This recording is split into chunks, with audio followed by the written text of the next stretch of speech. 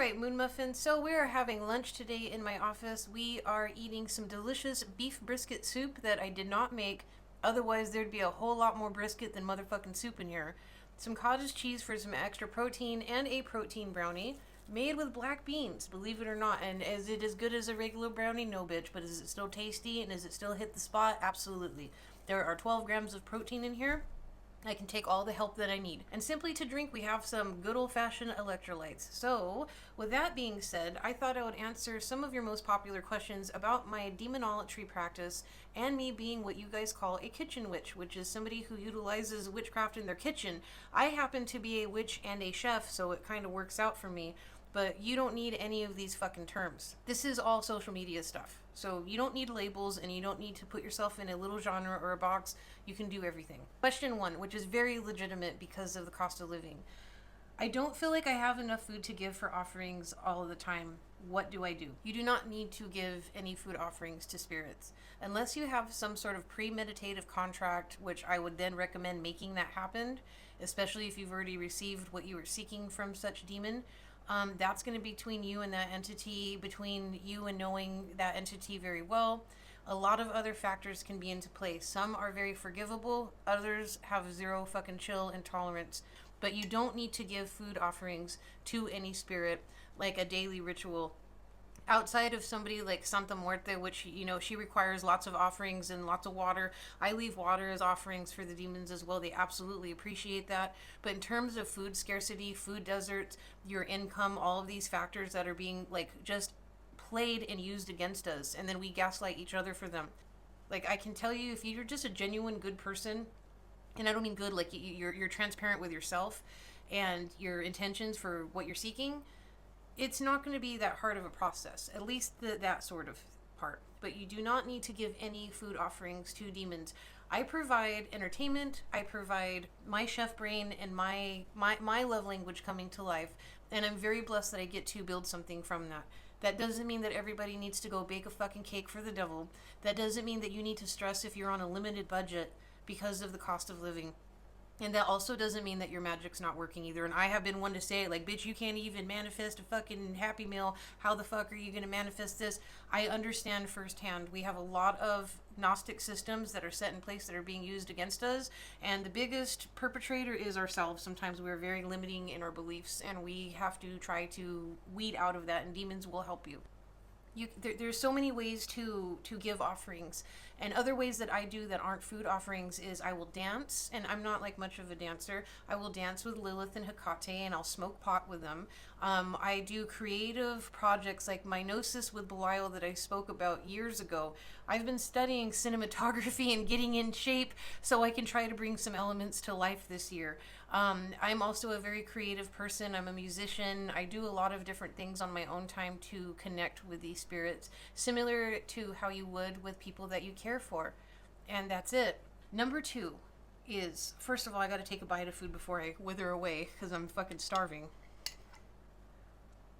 I don't have a kettlebell, so I've been doing cauldron lifts to get muscles, to build muscle, and it's like sad.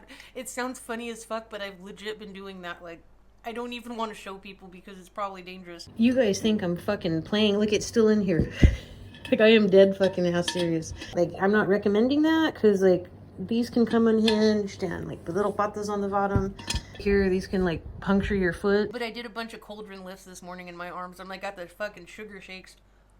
Question number 2. What type of ritual setup do I need to invoke a demon? I am all for ceremonial magic.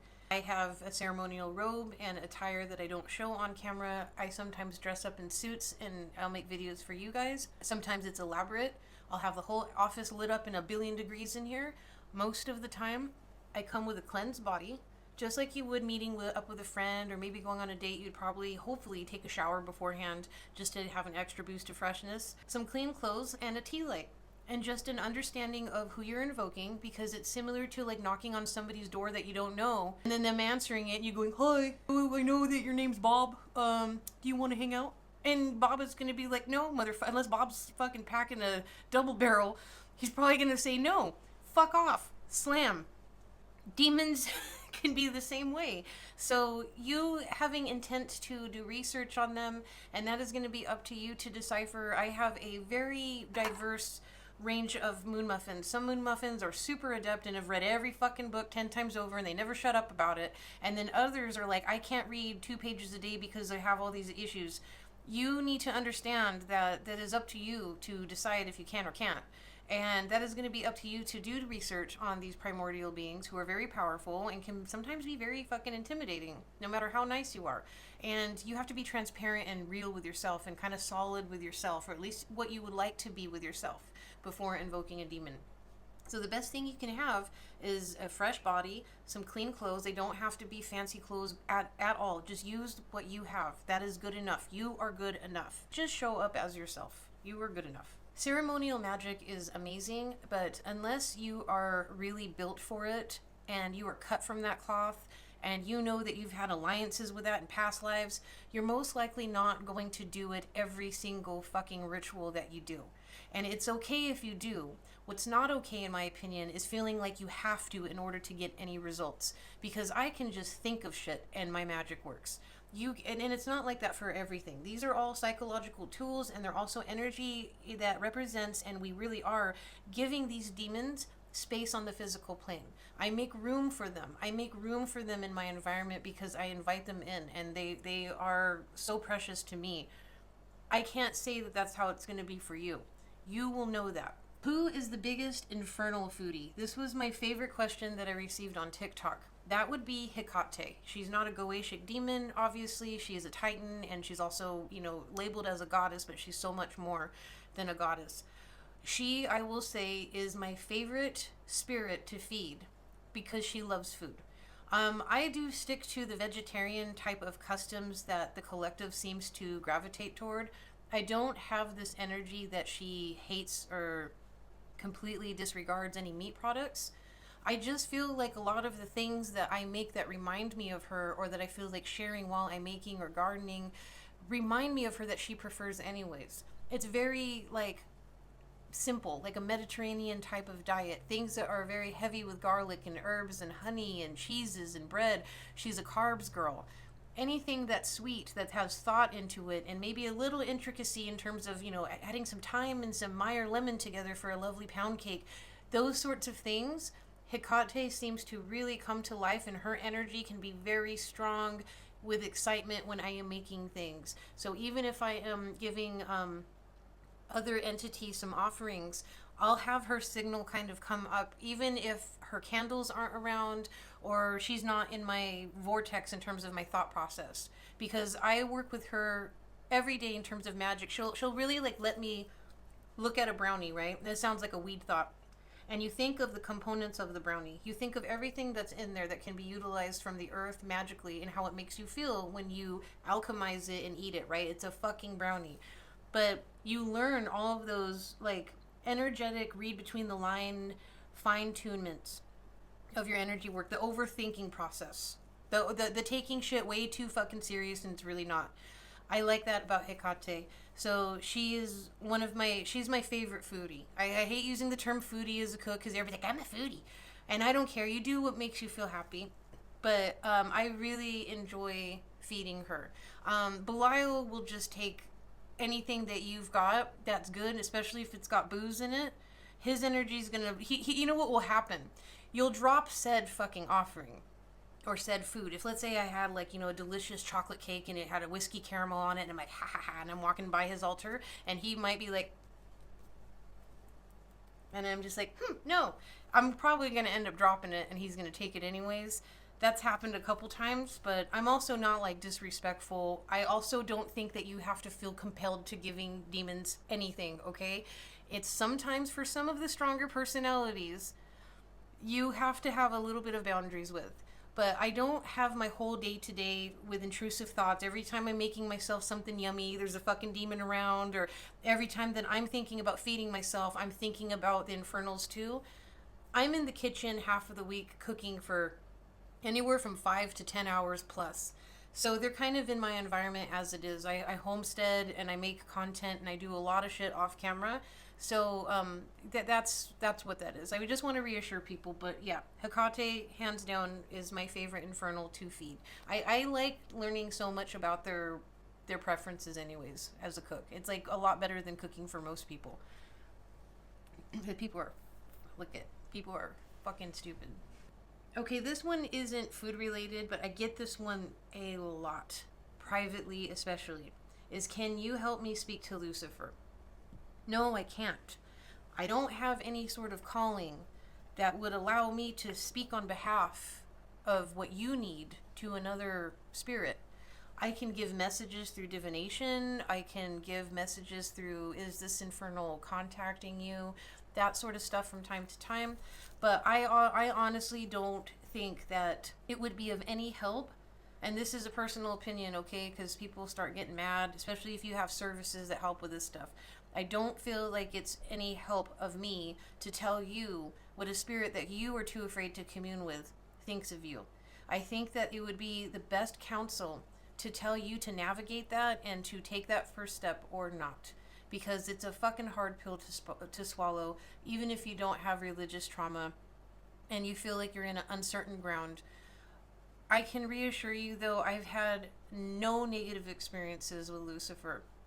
I've had so much peace, and I've had perseverance through hard work and learning to not bite off more than I can chew, but when I do, I gotta swallow it. And that's the curse with Lucifer. He's not going to give you all of your blessings and blow compliments up your ass. He's going to be very present, and he's going to expect you to have results for yourself. That is the best advice I can give to people, is if you feel like this has been calling you your whole life, take the call. That's my opinion. If you feel like you are seeking something because of desperation, that is understandable too. We're in a system that completely deprives us of fucking human needs and charges us and gaslights us for it, and we're neglected for it. Families are dissipating. The world is just a big fucking nonsensical mess, and it's probably all due to shit that these Infernals participated in. I really believe that a lot of the things globally are going around synchronized, and they parallel with other things from the past. But if you feel like you are wanting to seek counsel from Lucifer and you are doing that out of desperation and impulsiveness, like, oh, I just want him to help me solve this fucking problem, that is going to be up to you and between you and that spirit. For me, I'm not in this for all the bells and whistles and bullshit. If anything, I've learned to not give a fuck about that stuff. And as a result, you attract more of it. And then you're okay with it. You see these tools and things in your environment, like you have gratitude for them. Because, like, as Americans especially, we are siphoned so much of, like, everyday needs, healthcare, education, our welfare. But then we're given a bunch of junk to compensate for it, and it's empty feeling, right? But then we feel like we need more of it because we have that dopamine boost. Lucifer is going to teach you to really decentralize yourself from that stuff, and then you will see, like, you will really cherish having, like, some brisket soup. And then you'll have more gratitude for the things in your environment, and you will attract a lot more.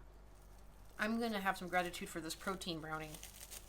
The black bean brownie. I know it sounds fucking silly, and all of the vegans are like, this is better than the real thing. It's really not, but it is tasty. I make these all the time for my kids. It really is good, though. Like, without the icing.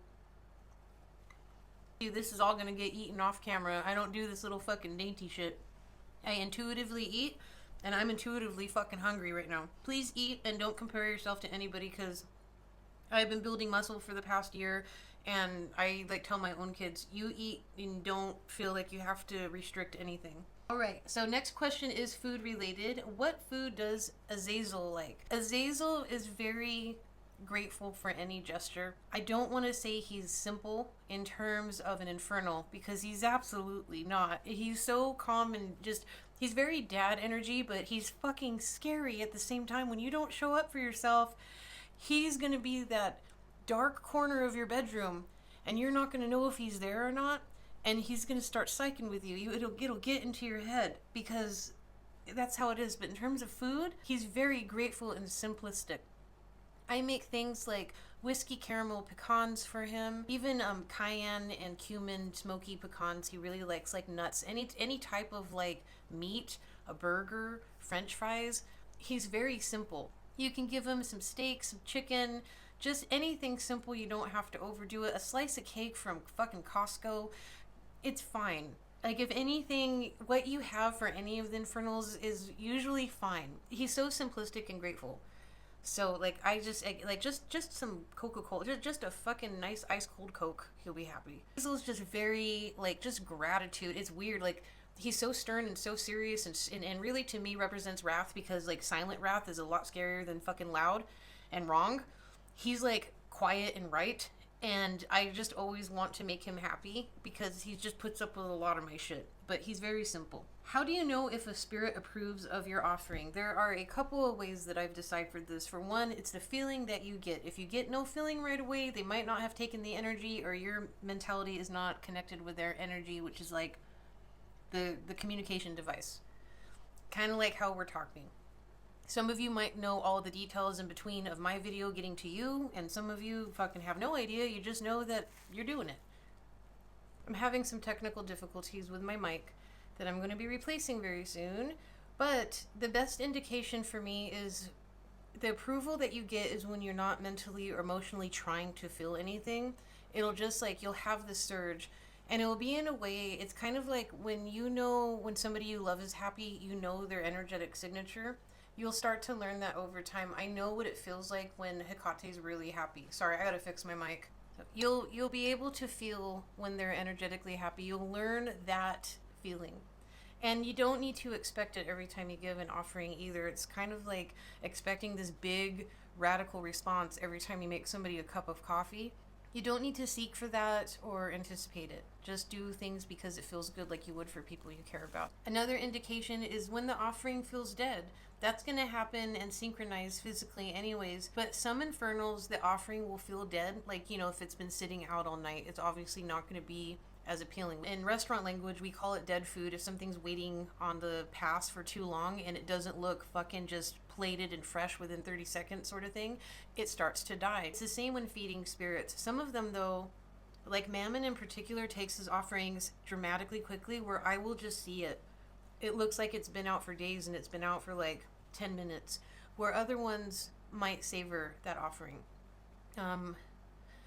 I can almost feel the energy being received at times too if I'm just in their environment. Like with Azazel, he'll take it very calmly. Like, you know, he'll take it and it's very like somebody offering you something and they're at your house and you're very polite and respectful about it. He's got like this demeanor to him that's very respectful. And other ones will just kind of take it because their energy is very about consumption and about movement. I heard Belial hates vegetables. Is this true? Belial doesn't hate no fucking vegetables. Belial is just playing you guys for meat. That's all that is. Belial likes a lot of things, but I will say if it's just decently made, he will be happy. If anything, he does prefer meat. He prefers booze and likes lots of sweets. Anytime I give him a beverage, he will say, oh, only if it had vodka in it. I'm just like, well, I need vodka fucking cash. And honestly, I will get tips that will equate to buying like a bottle of vodka. And part of me is like, okay, fine, you win. In all honesty, I've never had him say, oh, I don't like this. I make a lot of like, you know, vegetarian curries and different vegetarian dishes. I was vegetarian for like nearly 13 years. So I make a lot of vegetarian food still, and we eat a lot of vegetarian in this household. If Belial doesn't like something, it just might be how it's prepared, and don't take offense to that. It might be something that's not the best quality. As I said, don't take offense to that. Don't ever feel like what you have is not enough. And in my experience, just knowing Belial's energy very well, like he has never made me feel ashamed for not having something at, you know, any caliber. He's very laxed as a royal spirit anyways. He's very grounded and with the people. He's an earth demon, so it makes sense. But he fucking likes vegetables. So this question is going to be an absolutely fucking no. Can you make a poison plant list for hexing someone's food?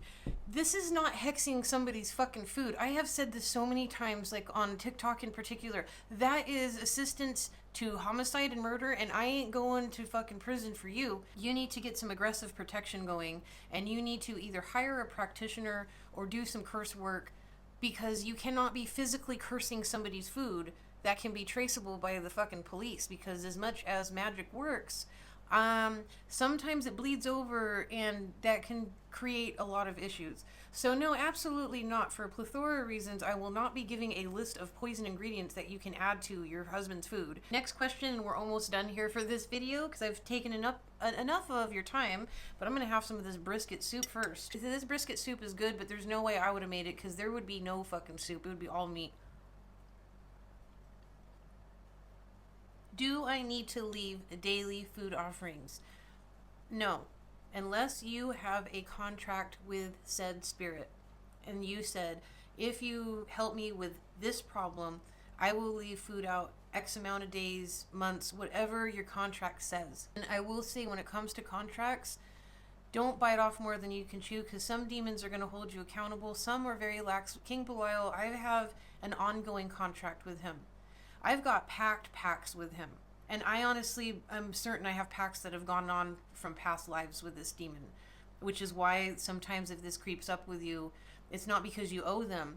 They make a pact with you sometimes. I really feel that those of us who feel very uncomfortably comfortable in this path, we have past life alliances. They shouldn't be glamorized. But I feel like it shows an example of them being honorable to their word. And it also shows, like, you know, we always hear on the left-hand path, you can honor them by honoring yourself. Honoring yourself by doing what you say you're going to do, or having a really reasonable explanation why you can't, is the best thing that you can do in those situations. But unless you have a contract, which, like with Belial, he'll tell you if you're biting off more than you can chew. He's pretty fucking reasonable. That doesn't mean that you can just say whatever the hell you want and not follow through, because that's going to bite you in the ass, even if you don't think it is. He will play the long con. What is the easiest ingredient for a demon offering? Chocolate, coffee, bread. That would be the best go-to for me, or water. Some practitioners argue that you have to have a specific glass for said demon. I disagree. Especially in my kitchen, I have altars. I have many altars set up all over the house, like a lot of witches do. And in my kitchen, I have candles for some of the demons that I commune with. And I will leave water for them all the time, or I'll make them a cup of coffee when I make mine. I just use the cups that I have, and that is fine. I have kind of designated coffee cups for some of them, but you just use what you have, okay? You don't need to be so chaotically ritualistic and, like, just trying to avoid treading on any fucking nothing. And this leads to, like, my last question is, are there other ways to give a demon an offering of food? You can leave it at their altar. You can eat it if you feel that intimate connection with them. Like some demons, I eat for them if I'm eating, or I just share my meal like I would with my kids, who are all fucking seagulls, the adults and the smaller ones. I like doing that as a parent, though. Similar to, like, if you have a best friend and you drink the same soda as them, or you share a bag of hot Cheetos with them, I'll do that with certain demons as well. But eating for them is totally fine. For me, and this is subjective, I feel like that is reserved for just certain energies that I like to share that experience with, that I feel a close growth and connection with, a comfort to do that with. That's just the best advice that I can give. This is subjective information, and at the end of the day, you need to do your thorough research and do what feels right for you, because there's a lot of people that are new to this, and there's a lot of people who are super old school, and boy, they still have to fucking have their 2 cents too. Like, I gotta repeat myself, you don't need to give food as an offering. I like to, but I would never give food as an offering if I was already scarce on resources and I need to prioritize my own health. I gotta prioritize my family's health. There is no circumstance where I feel like it is applicable to do something like that, unless for some reason you were feeling that spirit needed it more than you did. But I don't think that that's going to apply in most cases, if any. So with that being said, thank you for hanging out with me today while I wrap up my lunchy break. I'm going to be popping on here on YouTube Kitchen Occultist and my podcast, The Rook Occult Podcast, more often, because TikTok's fucking a shit show right now because it's being banned in the United States. It's not banned here in Australia, so I'm not sure what to go about it. I'm not going on Red Note, and people did ask about that too. I'm absolutely not going on Red Note because it's the fucking same shit. And China doesn't really like witchcraft anyways, so I don't see how that's going to help me. And in terms of Instagram and everybody's boycotting Meta, I'm just going to kind of lay low for a little bit and post on my stories because I just really haven't been happy with that platform, and I'm only there because the people who support me here and on TikTok get to see all the everyday stuff there and like interact with me in my DMs the most. So, with that being said, you guys take care, and I will be having some more focused, fun projects for you, and I will see you very soon.